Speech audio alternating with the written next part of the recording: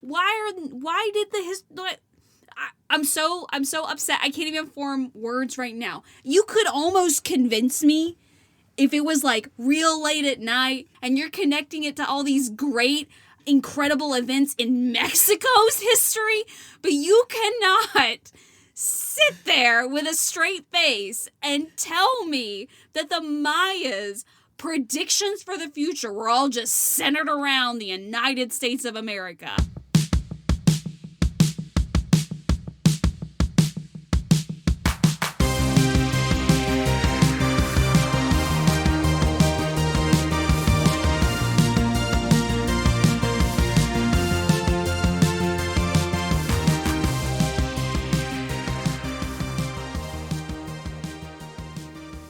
Welcome to Mystopian, the podcast that evaluates the past catastrophically inaccurate predictions about the future that we now live in. Because why prepare for the apocalypse on December 21st, 2012, when you can feel like the world is ending every day for the rest of your life? Jeez. I am your host, Patrick, joined here by my co-host, Alex. First of all, right off the top, I want to thank my friend and devoted listener, Jeff, for reminding us that it is not Great Expectations that has the line, "It was the best of times, it was the worst of times." That is, in fact, A Tale of Two Cities. It is. I feel like I need to get my English card revoked. Yeah, well, it was just me testing you. And you failed. I did. I failed hard. The actual first line of Great Expectations is a lot about Pip's name and how it comes from a shortening of Phillips and something else. I don't know. I've never read Great Expectations. I'm not either. No. I've read the first line about 5 minutes ago.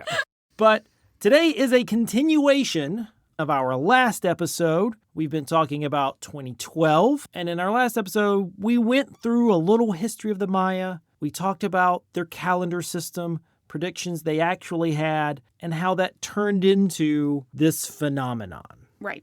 Today, we are going to be continuing that conversation. I will say, first of all, if you haven't listened to that yet, it would definitely behoove you to listen to that one first. Yeah. We are going to be referencing stuff from that one. We are not in any way disciplined enough to make them isolated. So go back, listen to that episode, then come back to us, and we're going to take on the History Channel today. Ooh, fun. So before we begin with the History Channel documentary, I do want to say I did go back and watch Roland Emmerich's 2012 film. You did. You watched the whole thing. I watched the last 30 minutes? You watched the last 30 minutes of it, yeah. Yeah, and I definitely, stereotypical girlfriend wifed you by, what's happening? What's going on? Who's that? What are they doing? It's got a great cast. Oh, yeah, star-studded. John Cusack, Chiwetel Ejiofor, Amanda Peet, Thandiwe Newton, Woody Harrelson as a crazy crackpot conspiracy theorist. Oh, I miss Woody Harrelson. Yeah, he was early on, and he, I think, was just playing himself. Amazing. It was one of those films that I thought was completely stupid and had these action set pieces that made no sense, and yet I was never bored. Just like the constant stimulation. I was into it, even though I was constantly going, this is nonsense. Again, I only saw the last 30 minutes or so, but it was pretty bad. It was pretty nonsensical. So you missed the whole explanation of why the planet was undergoing this phenomenon. Okay, yeah.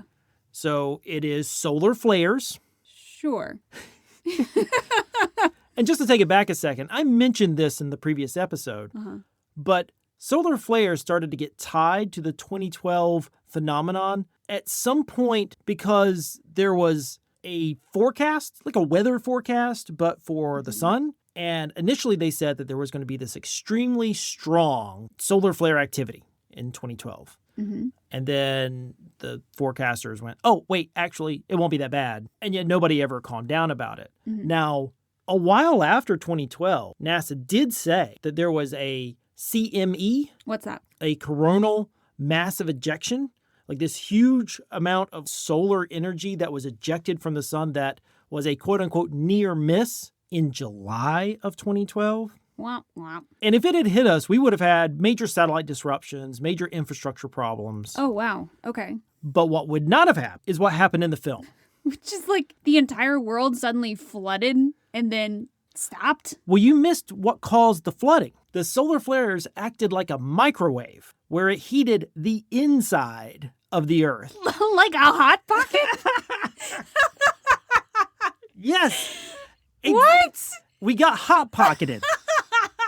No, that's not a thing. And because it was heating the inside out, that caused major tectonic problems. Okay. Which then led to the continent shifting, all except for Africa, as they mentioned in the end. Africa was fine. Africa was just fine. I'm not sure the point of that, but they were like, oh, and by the way, Africa was fine. Right. And I didn't like the implication that at the end, like, everyone's sailing towards Africa. Like, it's going to be this weird new, like, Scramble for Africa Part 2 Electric Boogaloo. Like, Africa, first of all, is not a country. Like, it's a whole continent full of lots of different countries that are developed. Yes. Like, it's not just safaris and trees and jungles and all of that. Like, did their Wi-Fi go out? You know, like, that's what I want to know. Like, what was that like for them? And I think we should also say that's not one of the problems from solar flares. You mean getting hot-pocketed? We can't get hot-pocketed. There are very real things that should be concerning, and we do not have accurate enough solar flare predictions, forecasting. But, like you said, we won't get hot-pocketed. But anyway, so as we mentioned in the last episode, the History Channel was running 2012 documentaries nearly constantly. Right. From about 2010 to 2012. So many. I mean, they had so many different ones. All of varying levels of, like, insanity. I'm going to give you a brief rundown of just some of the episodes that they aired. There was 2012, Mayan Prophecy and the Shift of the Ages. The Nostradamus Effect, 2012, Extinction. Of course, they're going to somehow tie it to Nostradamus. They love tying it to any other type of culture besides just the Maya. 2012, The True Mayan Prophecy. 2012, Prophecy or Panic? Question mark? If we put it as a question mark, then we can't be sued for libel. Revelations of the Mayans, 2012 and Beyond. Ancient Aliens, The Mayan Conspiracy. Countdown to the Apocalypse, Maya Messengers. Most of these, like I said, really like start tying stuff together with the Hopi, Hindu, Sumerians, anything to kind of build a little bit of hysteria. Sure, because if we can tie it to two different cultures that never interacted with each other, then that somehow makes it like more legitimate. Right, it like builds a narrative. Do you think that, I don't know if there would ever be a way to look this up, but like, do you think that they were just running these nonstop, like on December 21st, 2012, or were they just firmly like not acknowledging its existence? That's a good question. I'm sure they ran stuff then. I can email the History Channel because I have talked with them a little bit. Oh, cool. I asked them what was some of the thought process behind creating so many of these, and they were like, well, people wanted to watch them, so. Oh, yeah, okay. Like, fair point. Yeah, no. We're going to look today actually at one of these. One of the earliest ones I was able to find, at the very least that had all of it. It's from 2007. It is from a show called Decoding the Past. Unlike a lot of the other ones, it does stick strictly to the Maya, which is one of the reasons why I wanted to watch a little bit of it. Decoding the Past was a show that had a decent amount of history. It actually began in 2005, riding the coattails of another cultural phenomenon that you're certainly familiar with. Its second episode was called Behind the Da Vinci Code. Oh, Dan Brown. Yes, I do remember senior year reading Da Vinci Code, and I like devoured that over the course of, I think, a weekend. And so they went through a bunch of stuff before they got to 2012. They had other episodes about Nostradamus. They had the Shroud of Turin, the Bermuda Triangle, Freemasons, something called Giganto, the real King Kong, Secrets of the Playing Card. They did all of those episodes before they got to their 74th episode in their third season titled Doomsday 2012, The End of Days. Okay, I guess I gotta give them a little credit for not just coming with that right out the bat. Well, I think that in 2007, a lot of the overall hysteria had kind of just begun. Like, in terms of popular consciousness, it had been percolating through all these things that I've talked about, but most people, if you went up to them and were like, hey, what's going on in 2012? They'd be like, I don't know, the Olympics, a presidential election, a leap year. But this kind of starts this overall popular consciousness, because 2007 is before the 2012 film comes out, because I think that's like 2009.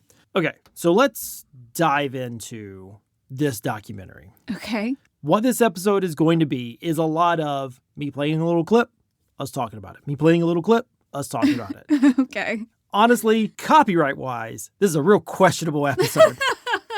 Yeah, we're a little touch and go here. I mean, I'm planning on playing several minutes because I can't just sum it up. Mm-hmm. You've got to hear what they actually say. Right. Because I think it's kind of insane.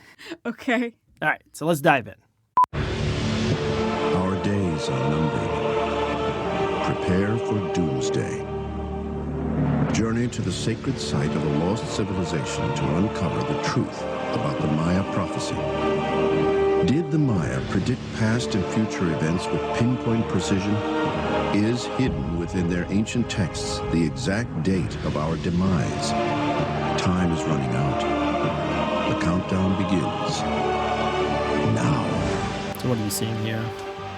I feel like when the robot is, looking at the history of humanity and it's like showing all the images really, really fast and showing all the bad ones, and so the robot's like, I must destroy humanity. It was all those kind of images. You got Hitler, you got civil rights, you got 2001, you got random asteroids, and then interspersed throughout all that, you would have random Mayan imagery.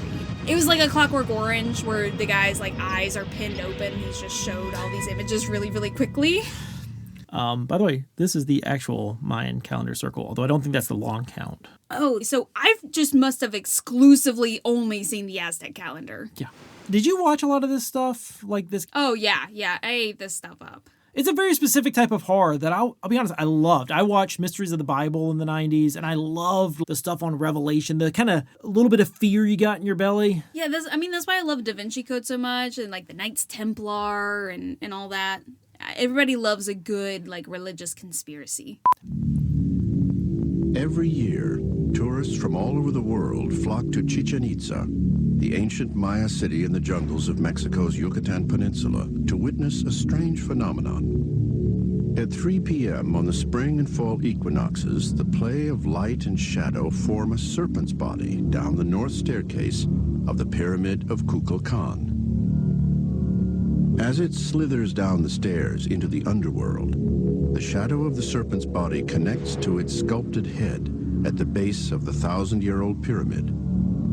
But is this phenomenon more than a religious sign? Some believe the serpent is a warning, one of several the Maya have passed to us, of a catastrophic event that is about to occur. We're not sure what the meaning of the serpent's shadow is, only that it's an effect that has a lot of science behind it in order to position the pyramid to create this special effect. It was made over 1,000 years ago, and it certainly wasn't made as a tourist attraction. Many believe that it was Kukulkan's warning about the end of the world.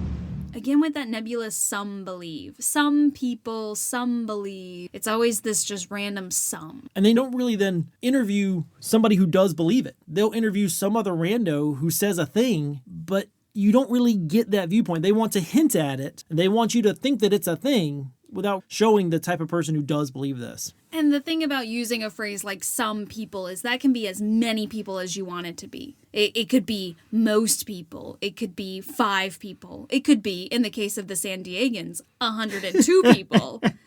Some people is just, I teach argument and rhetoric, and I keep trying to hammer home to my students to stop using the phrase some people because it's just so meaningless. One of the things you'll notice in the documentary is kind of sandwiching different interviews with different people. And they have 2 actual scholars who they interview. And then they got a couple people who are definitely not scholars.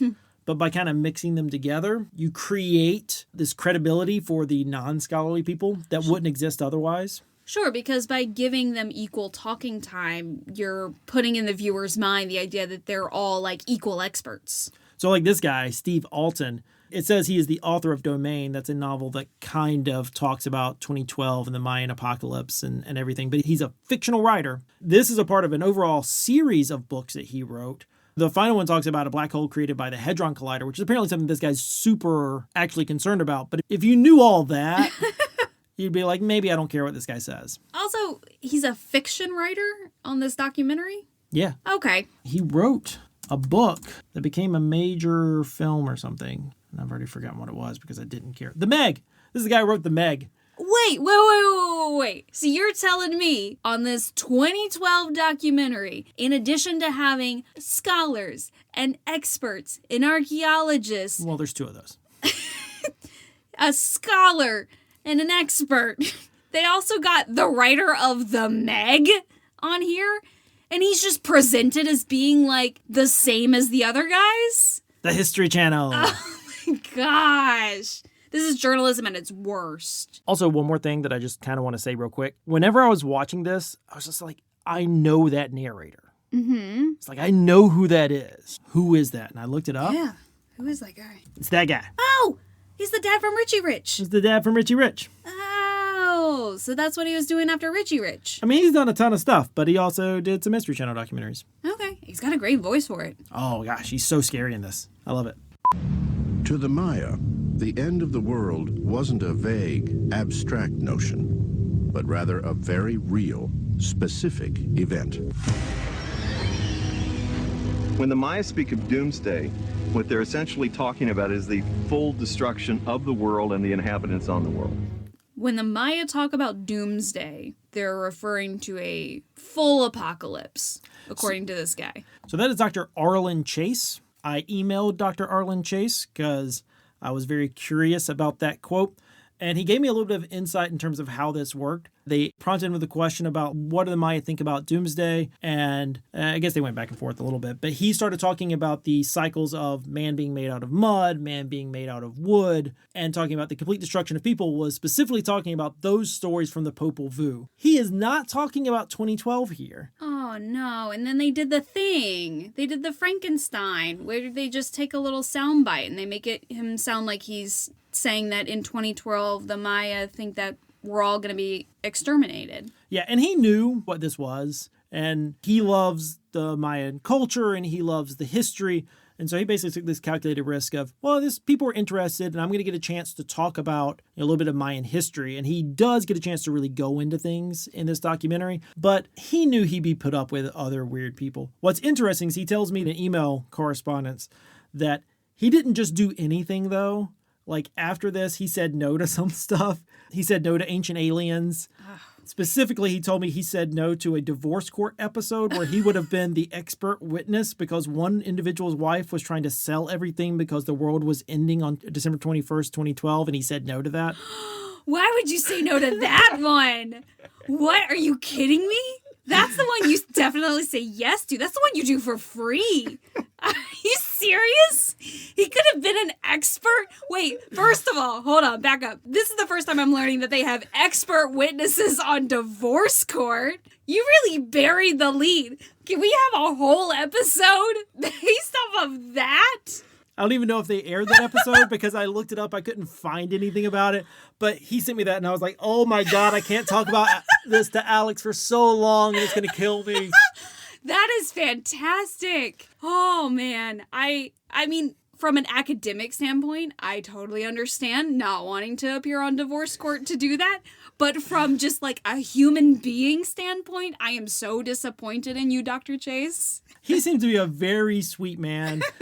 And like I said, he took this as a calculated risk. He wanted to have the opportunity to talk more about the Mayan, and this is what brought people to it. He's like, what's really the harm in that? And I understand that, honestly. I assume that when you are an expert of something and it's your labor of love, it is something that you have dedicated your life to, and knowing that there are some people who kind of like have a misinterpretation of it, I imagine that there's part of you that feels like it's kind of your duty. If you get an opportunity to come and like stand up and be the adult in the room and talk about things from an expert point of view, that you're going to try your best to at least like educate people for it. It's just really unfortunate that the sound bites that they took from him were so misleading. And so you kind of feel for him a little bit, so far away from what I imagine he was intending to try to do. I think by far that one is the worst example of that. Okay. Everything else seems largely okay, but clearly that is taking it out of context. Right. It will surprise you to learn that very little in this documentary points to anything about the calendar or says anything very specific about the end of the 13th Baktun and any apocalyptic consequences of that, because there's not a lot to say, as we've talked about. So instead they go to a different series of prophecies from a book called the Chalam Balam. So let's just watch. They'll explain it, and then I'll probably pop in and talk a little bit more. A mysterious Maya named Chalam Balam wrote what would take place during these periods of time. The best-known Maya prophecies are found in the books of Chalam Balam. Chalam Balam was thought to be the name of an ancient priest who predicted the arrival of the bearded white man in Yucatan. I just want to tell you who this guy is since we skipped forward the part that said who he was. He's an astrologer who is a... You mean an astronomer? I said what it said. No, because... No, because they didn't bring on an astrologer for this. They would bring on an astronomer because that's a real person with a real job. So he is a professor at Kepler College, which is an unaccredited institution that gives out certificates. They can't give out degrees anymore. It is I can't imagine why. Online institution for astrology. Astrology. I can't... Okay. And I'm going to go ahead and give this away, but so they are going to talk about some specifically Khatoon prophecies from the Chalam Balam.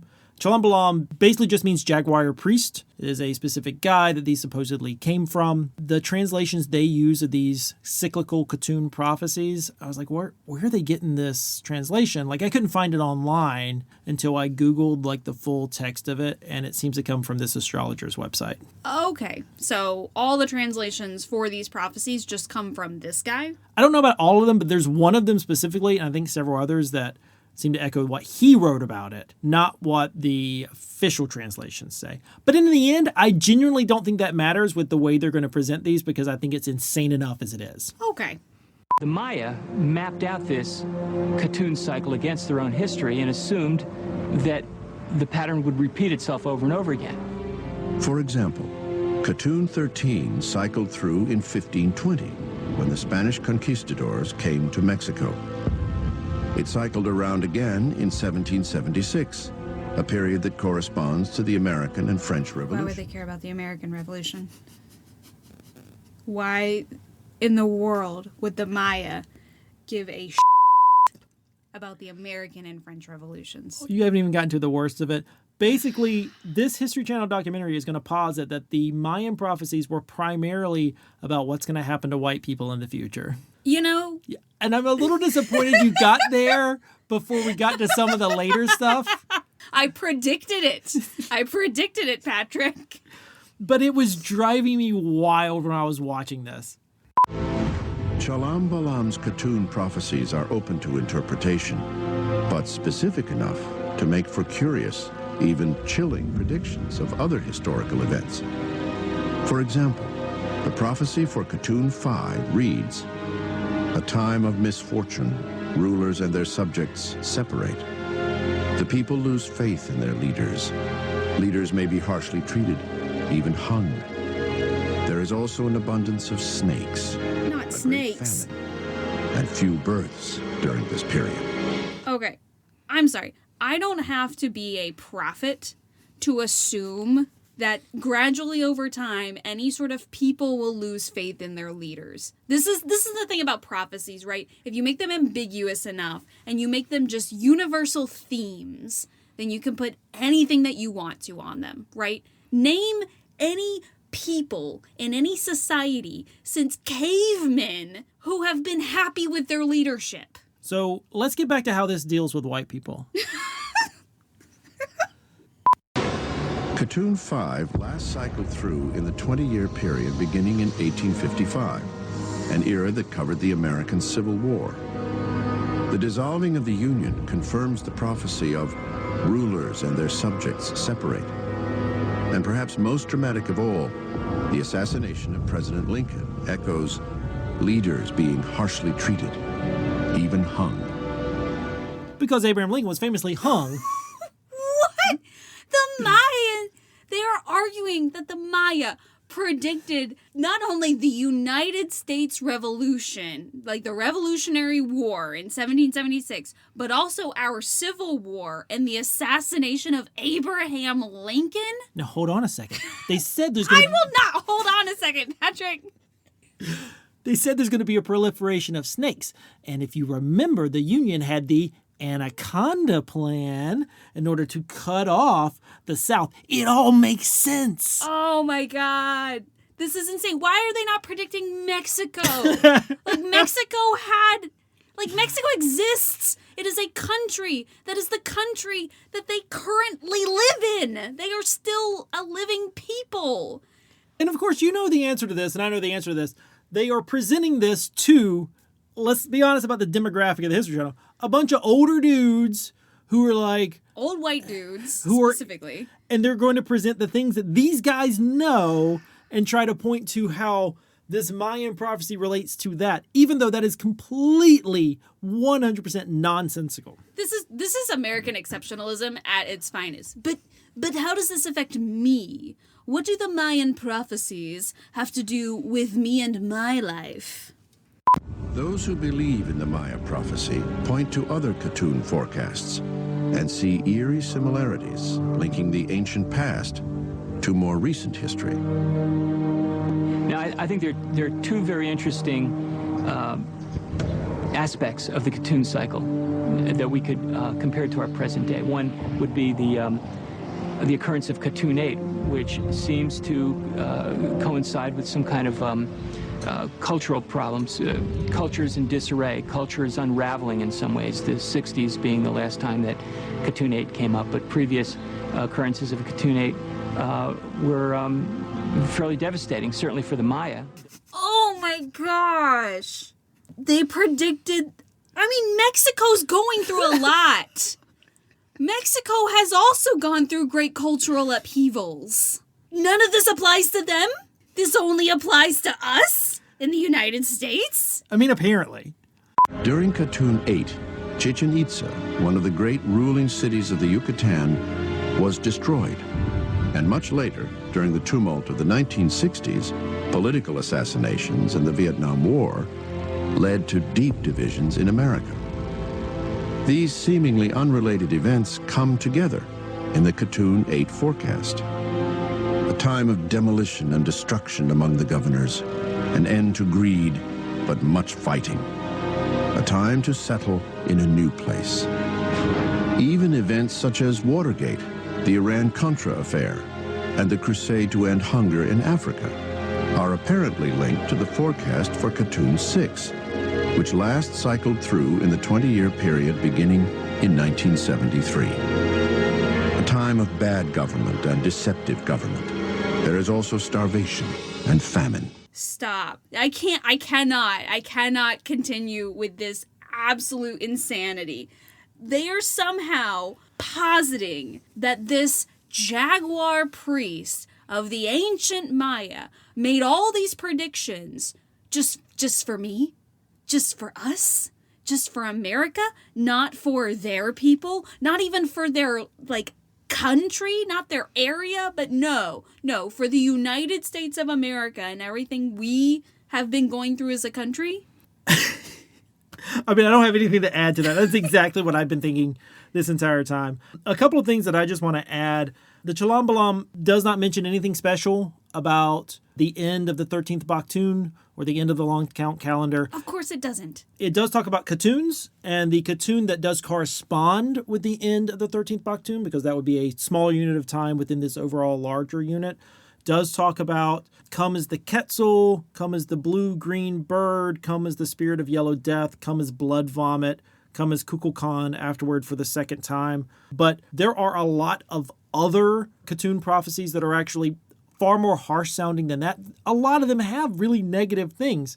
Now, what I find truly, truly, truly interesting is where the spirit of apocalyptic visions really comes from in this book. Because I read a book called 2012 and the End of the World, The Western Roots of the Maya Apocalypse by Matthew Restall and Amar Solari. And they talk a lot about the Chalam Balam because, well, let me just show you the Chalam Balam, the actual physical document of it. So here you can actually see it. Oh, wow. You're not going to be able to read this probably, but notice what it's written in. Does that look like Mayan glyphs? Yeah, so it's written in just regular... Roman... Latin text. It's written in regular Latin lettering. This is not... I was expecting more Mayan hieroglyphs. So the Chalambalam probably predates Christopher Columbus, but the version that we have is very much post-Columbian and includes a large number of Christian references and Christian apocalyptic visions kind of grafted onto it. That's a big part of the book that I read. And so anything in there that's truly apocalyptic may not be original to it. Oh, so it got like the Beowulf treatment, where it was written down by religious people, so they're going to add their own little flavorings to it. Like, it's kind of wild. They're talking about it in this, documentary as if it is this super ancient thing, and parts of it absolutely are. There's parts of it that predate it. Because the same thing's true of the Popol Vuh, that we only really have a version that comes from Spanish priests who's writing it down. Right. But we found, I say we like I've been a part of it, they have found ancient hieroglyphs that tell parts of the same story. So we know it's a part of a longer tradition, but you cannot look at this and say this is what the Maya were necessarily thinking about the end of the world. That is taking something from another culture and grafting it on. And moreover, based off a little bit of discussions that I had with some professors, compared to a lot of societies, the Maya were not particularly apocalyptic minded anyway, all things considered. Right. I mean, they say that every culture has their apocalypse or their doomsday, but the weight that different cultures would put on that is certainly very different. And I really think that the only reason why anybody cares about theirs specifically is that it was tied to a date that we knew was going to happen in our lifetime, so we paid more attention to it, and now that we're past it, who cares? Yeah, like, we're not spending time, like, doomsday prepping for Ragnarok, because that doesn't have, like, a nice, clear date to it. All right, we're going to watch one more clip here. The calendar advances. Galactic forces move into alignment. Oh, not an alignment! Maya prophecy approaches. What will happen on that fateful day, December 21st, 2012? While skeptics dismiss Doomsday with reason, others embrace the prophecy and see the catastrophic events of December 21st, 2012 as a day of rebirth.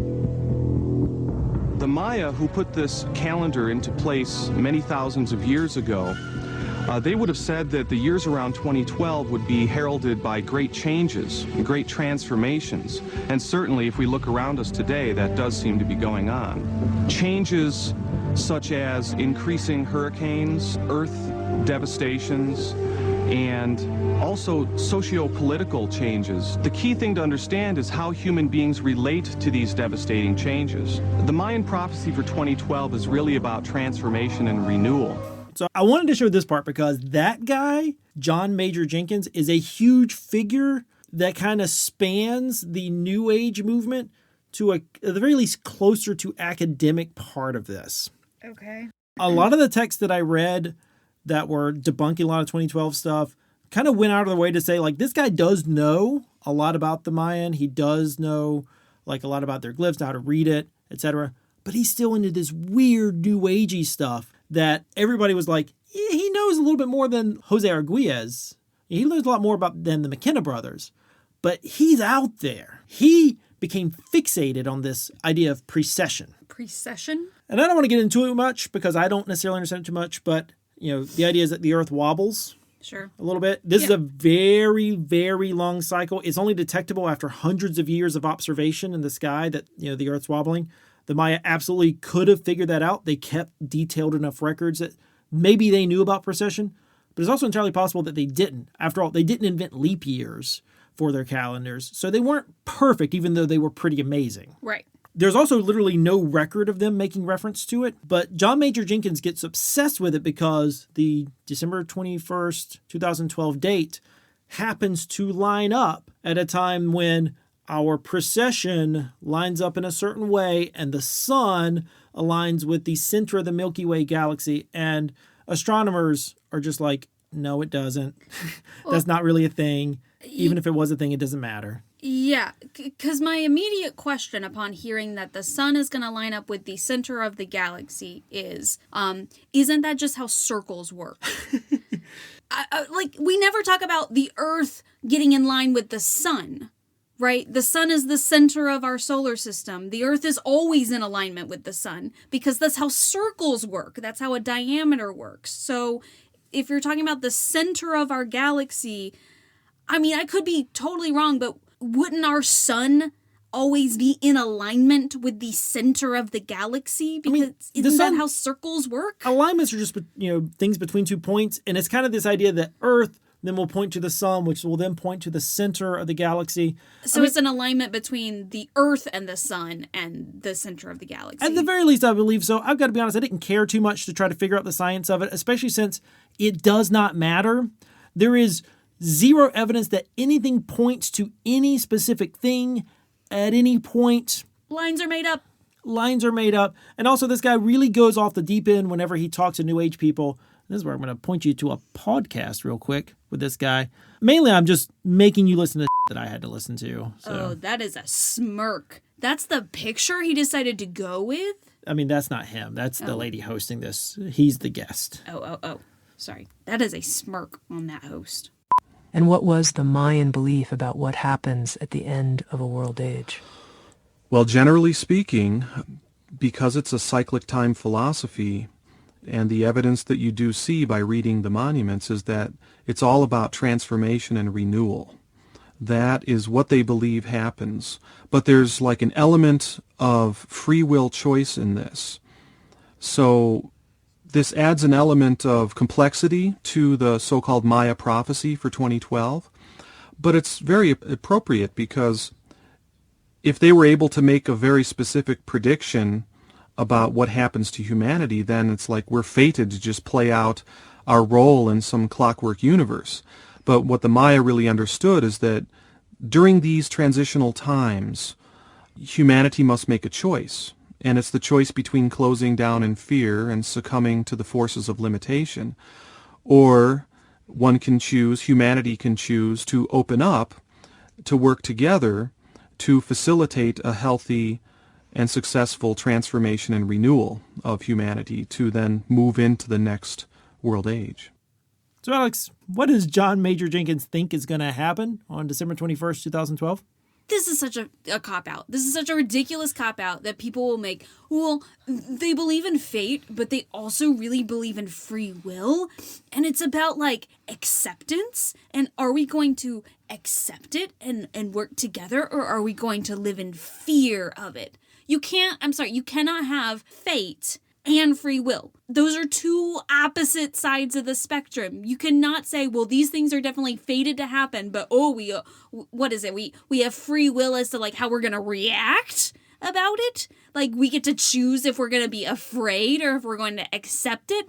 That is completely, oh my gosh. He was saying nothing. That's what he was saying. If you want me to sum up what he was saying, it was, I'm getting paid a lot of money to do this, and so I'm going to say whatever I have to say in order to keep getting paid. Yeah. This is a guy who wrote probably the first book with 2012 in its title. He researched this and wrote a whole bunch. He dies in 2017, but his output definitely dips down after 2012. It may be that he started to get sick. It could be a lot of reasons, but these people, like I said earlier, they make this their whole life, and their whole livelihood is just continuing this grift. But the problem with these people is they tied it to a specific date. Just start a church, man. You can keep going on an endless cycle. All these people who were basing all of their stuff off of 2012, like you said, they either had to pivot or they had to say, oh, I wasn't obsessed with 2012 that much in the first place. They had to make excuses for why all this stuff that they were predicting with their whole chest wound up not happening at all. Yeah, you're summing it up so well, really. I think what makes me so mad about this, as opposed to anything else that we've done so far, is just the grift.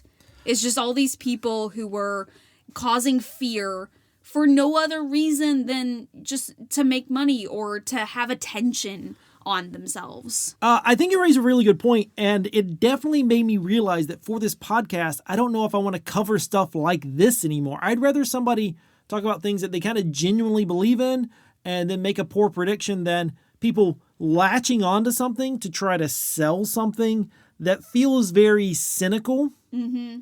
and appropriative and ultimately just really icky. It's very icky. Icky in a way I was not expecting to come into this episode feeling. Like, I thought it was going to be focused on the true believers, but it seems like the main steam behind this whole 2012 movement was just on these hucksters. I mean, the truth is, you can't find that much from people who are major people in the movement who are true believers in this way. You have people like the McKenna brothers who maybe they're true believers in time wave theory and stuff, and they predict a lot of destructive things, but you don't really get the feeling they think the world's going to end. John Major Jenkins certainly never said the world's going to end in 2012. He kind of went in these weird new agey terms. Arguelles talked about aliens, and he talked about, harmonic convergence, but the ending stuff really comes from like people who got scared from hearing parts of their messages and then kind of spinning it out on their own. These guys weren't the guys hiding in their basements, in their bunkers with their MREs and their machetes and their mall ninja knives. And I genuinely don't know how many people there were like that. And I kind of want to get to that here at the end, but it feels like almost all the cultural awareness of this comes from people who just think it's fun to talk about or think they can make money off of it. But like the news going like, oh, is the world going to end? They don't really care. They don't really think it is. Nobody that was promoting this stuff actually believed it. And I guarantee you, if you found those 102 San Diegans, they didn't all believe that the world was going to end in 2012. They were probably preppers who, even without that date, were going to do the prepper stuff anyway. Are they like, there are some people I feel like that weirdly hope for that. Like people who are weirdly hoping for like an apocalypse because they think that they're going to be the ones who like shine. That's going to be their moment. Yeah. So in the lead up to the actual date, society's talking about it. Some people I think are genuinely concerned, at least a little bit, but I don't think it's a lot of the major people. NASA writes a couple of articles debunking what will happen. They're like, this is just a part of a greater thing of millennialism. A meteor could impact Earth, but there's nothing special about 2012. There's no particular danger about solar storms, etc. And then when we get to the actual date, like a lot of governments are worried about mass suicide events. Oh, wow. There's a Facebook group that organizes in Argentina that supposedly was going to have a mass suicide event on this mountain. Police closed the mountain from the 20th to the 22nd to prevent it from meeting. I never saw any type of follow-up, so presumably they didn't try to just like do it online or anything after that. There was a mountain in France that was shut down because it was supposed to be a 2012 safe zone. I don't know. There was a murder-suicide in South Carolina where the sheriff told the news. We've had people tell us that with it being on radio and television about the whole Mayan calendar and the end of world predictions, that he talked about it a lot, but we can't say definitively yet whether that had anything to do with the actual homicide. Then why do you bring it up? Oh, dumb sheriff's got a dumb sheriff. That was very dangerously close to him saying some people. Yeah. With people are talking. So, I don't know how many people were actually worried. You saw these vague things, but the Facebook thing could have been honestly, it could have been like people kind of half joking. Sure. The NASA scientists kind of respond to some people who say they're genuinely worried, but it's really hard to tell The actual level of concern of people. Yeah, the actual level of concern, like how much is actually out there, or do people just kind of think it's fun? So, what did we learn today? We learned that you can make a lot of money by just using a lot of smart-sounding words. We learned that the whole system of the Mayan calendar was created to just predict events in the U.S., which is honestly pretty impressive. When I went into this research, kind of like you mentioned earlier, I expected to find like a few true believers who pointed to a few things. I didn't expect to find the number of people who are basically just saying stuff for the fun of saying it. It's clear that this was not a true Mayan prediction. It's also pretty clear that nobody who was even pointing to the possibility of it being a Mayan prediction really believed in what they were saying. So this is a mystopia from the beginning. Like at no point did it even feel like something that could happen. No. This is one of the rare instances where it's not even based on, well, this is how the society was for them at the time, and they had no reason to think that society would be any different. This is just people making up stuff and going way off base. Well, everyone, that's our show. If you like Mystopian, please take a moment to rate us and review us on Apple Podcasts and also on Spotify, and I guess on anything else where you could rate us or review us. It's the biggest and best way you can help us make sure that this podcast has a future. Also, share us with friends. Tell people about us. Sharing us is the best way for us to grow as a podcast. You can follow us at Mystopian Pod on all the major social media outlets. You can also check out our website, mystopianpod.com, to get more details about the sources and information used on our show. I'll even have a link to the full History Channel documentary if you want to watch it for yourself. There's a lot I left out. Yes. If you want to drop us a line, you can shoot us a DM on social media, or you can email us at contact@mystopianpod.com. You can follow Alex on Twitter and Instagram at IamTheBestAlex, and me on Google Buzz, where I'll be trying to drum up some new fear for the year 2026 based on my own terrible translation of an ancient text that is yet to be determined. Nice. Until next time, remember, our world today is neither utopian nor dystopian. It's simply mystopian.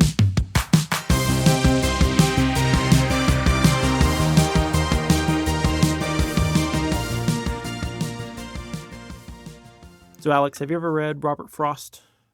Just like any Robert Frost? There's one poem specifically that comes to mind, and that is one that I had to memorize in 10th grade, and I still have memorized. Ooh, I didn't know you had a poem memorized. Like one. Some say the world will end in fire, some say in ice. And rather than me going on, I'm just going to ask you, which would you prefer? Great question. I guess I have always had fiery apocalypse kind of in my brain as just the default of things. In my mind, I guess it's going to be kind of both. Like, I picture fire, fire, fire, boom, boom, boom, and then it's just silence. So you got a little bit of fire and you got a little bit of ice. Okay, that's good. Is it? No.